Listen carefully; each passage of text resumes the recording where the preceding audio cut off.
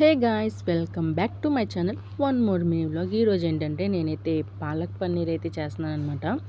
ఇదేంటంటే chapatis and veg బిర్యానీస్లోకి అయితే చాలా బాగుంటుంది అనమాట. ఒకసారి మీరు కూడా ట్రై చేయండి, చాలా బాగుంది టేస్ట్ అయితే.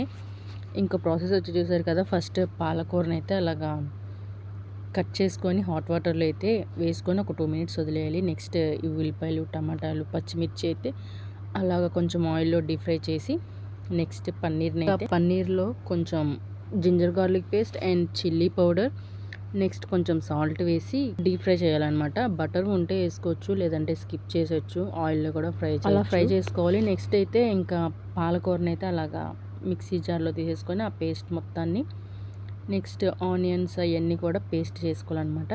నెక్స్ట్ అయితే ఈ జీడిపప్పు పేస్ట్ వేసుకుంటే వేసుకోవచ్చు, లేకపోతే స్కిప్ చేసేయచ్చు.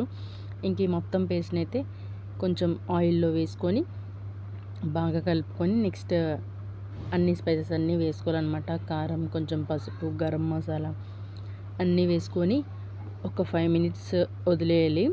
5 మినిట్స్ అయ్యాక ఆ పన్నీర్ని అయితే ఫ్రై చేసుకున్న పన్నీర్ని అయితే అందులో వేసుకోవాలి.